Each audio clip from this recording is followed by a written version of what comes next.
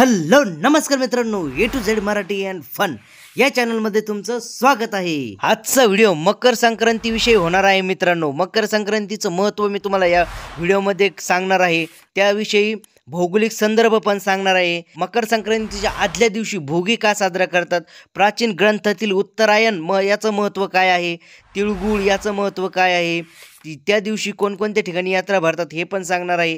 मकर संक्रांतीला पतंगच का उडवतात, मकर संक्रांतीचे विविध प्रकार सुद्धा आहेत, मकर संक्रांतीचं महत्त्व पण कळणारच आहे तुम्हाला या व्हिडिओमधून। मकर संक्रांतीला तिळगुळाचं महत्त्व, मकर संक्रांतीला धार्मिकाचं महत्त्व, मकर संक्रांतीला काळ्या रंगाचं महत्त्व, मकर संक्रांतीला दान, मकर संक्रांतीला खिचडीचं पण महत्त्व, याच्या विषयी खूप माहिती मी तुम्हाला सांगणार आहे मित्रांनो। मकर संक्रांतीला पारंपरिक हलव्याचे दागिने याचं पण महत्त्व मी तुम्हाला पटवून देणार आहे या व्हिडिओच्या मार्फत। मकर संक्रांतीला पतंगच का उडवतात, भारतामध्ये जेवढे पण राज्य आहेत त्या प्रत्येक राज्यामध्ये मकर संक्रांतीला वेगवेगळ्या नावाने ओळखलं जाते, त्या नावांची यादी सुद्धा मी तुम्हाला सांगणार आहे, कोणकोणत्या नावाने कोणकोणत्या राज्यामध्ये नावाने मकर संक्रांती या सणाला ओळखतात। चला तर मग वेळ वाया न घालवता व्हिडिओला सुरुवात करूया। चला मित्रांनो, चॅनलवर नवीन असाल चॅनलला सबस्क्राईब करा, व्हिडिओला लाईक करा, शेअर करा, कमेंट करा। भारत हा कृषीप्रधान देश आहे व त्यामुळे या भारत देशात कृषी व्यवस्था व त्यांच्याशी निगडित अनेक सण समारंभ साजरे केले जातात।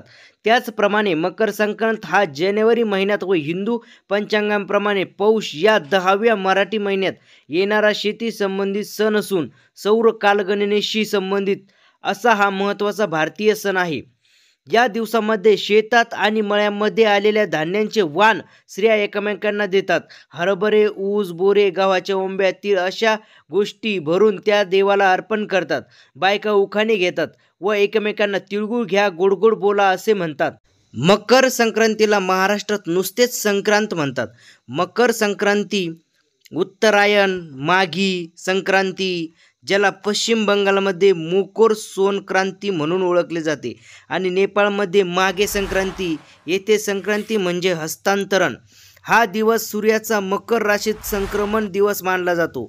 आता हिंदू दिनदर्शिकेप्रमाणे सूर्य उत्तरेकडे सरकतो। सूर्य या देवतेला समर्पित अनेक स्थानिक बहुदिवसीय उत्सव संपूर्ण भारतात आयोजित केले जातात। ग्रेगोरियन दिनदर्शिकेनुसार जानेवारी महिन्यात सूर्य मकर राशीत प्रवेश करतो, तो दिवस दरवर्षी साजरा केला जातो। सूर्याच्या मकर राशीत प्रवेशाचा तो दिवस पहिला दिवस असतो। लीप वर्षामध्ये एक दिवस जोडल्यामुळे मकर संक्रांतीची तारीख थोडी बदलू शकते। लीप वर्षात ते 15 जानेवारीला येते, अन्यथा 14 जानेवारीला असते। मकर संक्रांतीशी संबंधित सण आसाममध्ये माघ बिहू, पंजाबमध्ये माघी, हिमाचल प्रदेशात माघी साजी, जम्मूमध्ये माघी संग्रांद किंवा उत्तरायण, हरियाणामध्ये संक्रत, राजस्थानमध्ये सकरत, मध्य भारतात सुक्रात, पोंगल अशा विविध नावांनी ओळखले जातात। तामिळनाडूमध्ये उत्तरायण, गुजरात आणि उत्तर प्रदेशात उत्तराखंडमध्ये घुगुटी, बिहारमध्ये दहीचुरा, ओडिशामध्ये मकर संक्रांती, कर्नाटक, महाराष्ट्र, गोवा, पश्चिम बंगाल यामध्ये उत्तर प्रदेशात खिचडी संक्रांती देखील म्हणतात।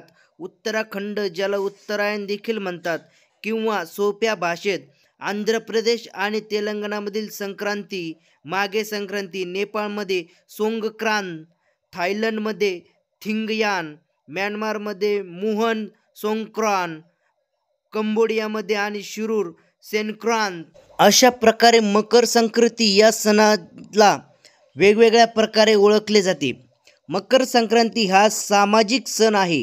हा सण रंगीबेरंगी सजावट, ग्रामीण मुलांनी घरोघरी जाणे, गाणी गाणे आणि काही भागात भेटवस्तू मागणे, मेळे, नृत्य, पतंग उडवणे, शेकोटी पेटवणे आणि मेजवानी यांसारख्या सामाजिक उत्सवांनी साजरी केली जाते। मकर संक्रांती या सणाविषयी भौगोलिक संदर्भ, दरवर्षी 21-22 डिसेंबरला सूर्याची किरणे पृथ्वीच्या 23.5 दक्षिण या अक्षांशावर लंबरूपात पडतात आणि त्या दिवसापासून सूर्याचे उत्तरायण सुरू होते।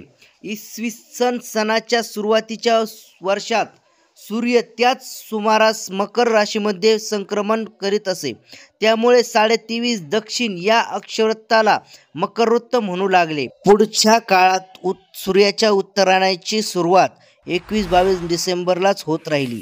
तरी पृथ्वीच्या परांचन गतीमुळे सूर्याच्या मकर संक्रमणाची तारीख पुढे पुढे जात राहिली. साहजिकच हिंदूच्या मकर संक्रांत या सणाची तारीख बदलत राहिली. मकर संक्रांतीच्या दिवशी सूर्य धनु राशीतून मकर राशीत प्रवेश होतो. सूर्याचे उत्तरायण आधीच म्हणजे 21-22 डिसेंबरला सुरू झालेले असते. अर्थातच त्या दिवसापासून सूर्याचे उत्तरायण सुरूच असते. पृथ्वीवरून पाहिले असता 21-22 डिसेंबरपासून सूर्याच्या उगविण्याची जागा दिवसेंदिवस उत्तरेकडे सरकते. प्राचीन ग्रंथातील उत्तरायणाचे महत्त्व. महाभारतात कुरुक वंशाचे संरक्षक भीष्म हे बाणांच्या शय्येवर उत्तरायणाची वाट पाहत पडून होते. त्यांना इच्छा मरण्याचे वरदान होते. ज्या दिवशी उत्तरायण सुरू झाले त्या दिवशी त्यांनी प्राणत्याग केला. भारतीय परंपरेत उत्तरायणाचा काळ दक्षिणायनापेक्षा अधिक शुभ मानला जातो. मकर संक्रांत ही एक देवता मानली गेली असून प्रतिवर्षी ती येताना वेगवेगळ्या वाहनावर बसून येते अशी समजूत प्रचलित आहे. कधी तिचे वाहन हत्ती, कधी गाढव तर कधी डुक्कर असते. मात्र यामागे नेमका काय कार्यकारण भाव आहे हे मात्र नोंदविलेले दिसून येत नाही. भोगी. संक्रांतीचा आदला दिवस महाराष्ट्रात भोगी या नावाने साजरा होतो. या हवामानात उपलब्ध सर्व शेंगभाज्या, फळभाज्या यांची तिळाचा कूट घालून केलेली मिश्र भाजी, तीळ लावलेली बाजरीची भाकरी, लोणी आणि मुगाची खिचडी असे पदार्थ या दिवशी आवर्जून केले जातात.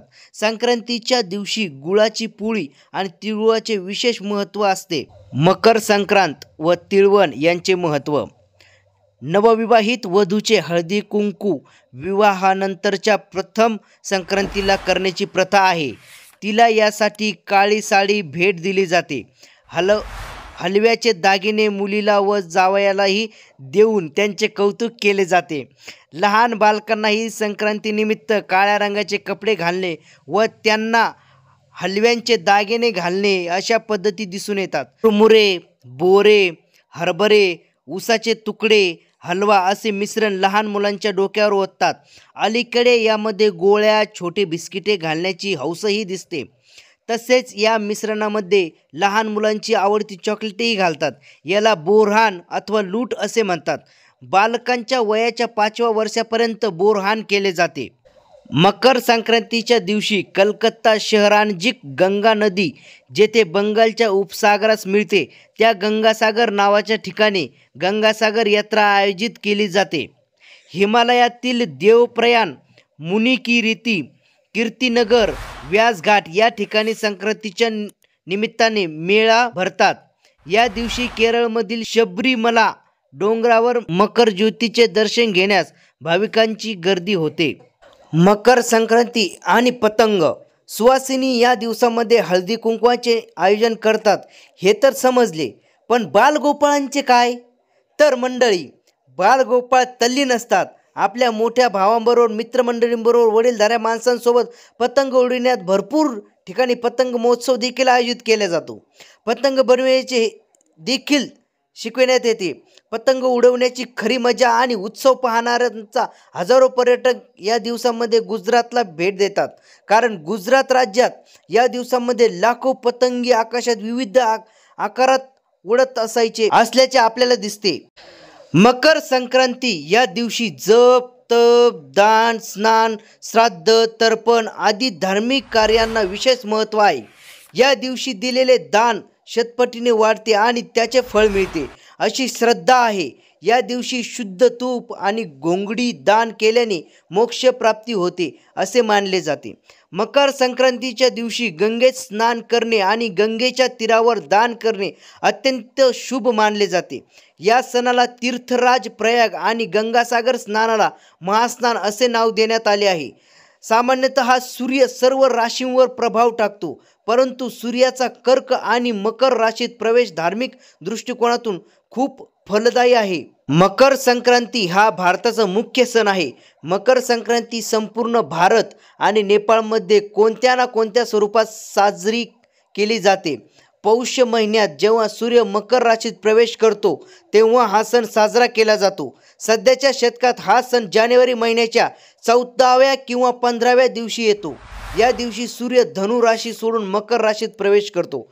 तामिळनाडूमध्ये हा सण पोंगल म्हणून साजरा केला जातो, तर कर्नाटक, केरळ आणि आंध्र प्रदेशामध्ये याला फक्त संक्रांती म्हणतात। मकर संक्रांतीच्या या सणाला काही ठिकाणी उत्तरायण असेही म्हणतात। उत्तरायण ही याच दिवशी होते हा गैरसमज आहे, पण मकर संक्रांती ही उत्तरायणापेक्षा वेगळी आहे। मकर संक्रांती याचे धार्मिक महत्त्व। मकर संक्रांतीच्या निमित्ताने भारताच्या विविध भागात आणि विशेषतः गुजरातमध्ये पतंग उडवण्याची प्रथा आहे। असे मानले जाते की या दिवशी भगवान भास्कर स्वतः त्यांचा मुलगा शनीला भेटण्यासाठी त्यांच्या घरी जातात। मकर राशीचा स्वामी शनिदेव असल्याने हा दिवस मकर संक्रांत म्हणून ओळखला जातो। मकर संक्रांतीच्या दिवशी गंगाजीने भगीरथाच्या मागे जाऊन कपिल मुनींच्या आश्रमातून जाणाऱ्या समुद्रात भेट दिली होती। मकर संक्रांतीला तिळगुळाचं महत्त्व।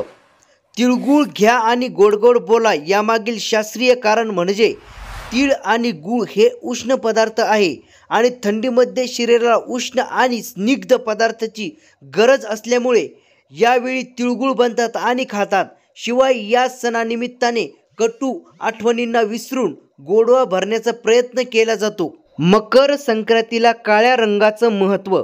मकर संक्रांत हा एकमेव सण असावा ज्यात काळा रंग आवर्जून वापरला जातो। या दिवशी महिला काळ्या रंगाचे कपडे घालून हळदी कुंकूंचा समारंभ आयोजित करतात। मकर संक्रांतीपासून रथ समाप्तीपर्यंत हळदी कुंकू समारंभ आयोजित केला जातो। या दिवशी सुवासिनींना वाण देण्या घेण्यासाठी बोलावलं जातं। या सणाला काळा रंग घालण्यामागील शास्त्रीय कारण म्हणजे हिवाळा। तसं तर सणासुदीला काळा रंग वर्ज्य मानला जातो, परंतु मकर संक्रांत हिवाळ्यामध्ये येत असल्याने या काळात उबदार कपडे घातले जातात। काळा रंग उष्णता शोषून घेतो म्हणून संक्रांतीला काळे कपडे परिधान करण्याची पद्धत आहे। याशिवाय मकर संक्रांतीला लग्न झालेल्या नवीन जोडप्याला तसंच घरातील नवीन बाळाला घालण्यात येणारे हलव्याचे दागिने काळ्या रंगाचे उठून दिसतात। मकर संक्रांतीला पारंपरिक हलव्याचे दागिने। मकर संक्रांती या सणाला हलव्यांचे दागिने तयार करण्याची पद्धत असते। हे दागिने नव्या नवरीसाठी तसेच लहान मुलांचे बोरहाण असल्यास त्यांच्यासाठी तयार केले जातात। काळ्या कपड्यांवर हलव्यांचे दागिने शोभून दिसतात। या सणाला घरात आलेल्या नव्या सुनेचं अथवा जावयाचं आणि लहान बाळाचं हलव्याचे दागिने घालून कौतुक केलं जातं। जन्मभर संसारातील गोडवा वाढावा म्हणून लग्नानंतर पहिल्या संक्रांतीला विवाहित जोडप्याला हलव्याचे दागिने घालतात। लहान मुलांचंही बोरहाण या दरम्यान केलं जातं। असे आहे मकर संक्रांतीतील पारंपरिक हलव्याच्या दागिन्यांचं महत्त्व। मकर संक्रांतीला खिचडीचं महत्त्व। मकर संक्रांतीच्या दिवशी असे मानले जाते की या दिवशी सूर्यदेव त्यांच्या पुत्र शनिदेवाच्या घरी जातात। ज्योतिषशास्त्रामध्ये उडदाळीची डाळ शनिदेवाशी संबंधित मानली जाते। अशा स्थितीत या दिवशी उडीद डाळ खिचडी खाऊन दान केल्याने सूर्यदेव आणि शनिदेवाची कृपा प्राप्त होते। तसेच तांदूळ हा चंद्राचा, मिठाचा शुक्र, हळद हा गुरु, हिरव्या भाज्या बुध कारक मानले जातात। त्याचवेळी उष्णतेची संबंध मंगळाशी निगडित आहे, त्यामुळे मकर संक्रांतीच्या दिवशी खिचडी खाल्ल्याने कुंडलीतील सर्व प्रकारच्या ग्रहांची स्थिती सुधारते। असे आहे मकर संक्रांतीतील खिचडीचे महत्त्व। अशा प्रकारे मी तुम्हाला मकर संक्रांती या सणाविषयी माहिती दिली मित्रांनो। तर हा व्हिडिओ तुम्हाला कसा वाटला कमेंटमध्ये नक्की सांगा। चॅनलवर नवीन असाल तर चॅनलला सबस्क्राईब करा, व्हिडिओला लाईक करा, कमेंट करा, शेअर करा। धन्यवाद मित्रांनो, भेटूया अशा एका नवीन व्हिडिओमध्ये। तोपर्यंत बाय बाय।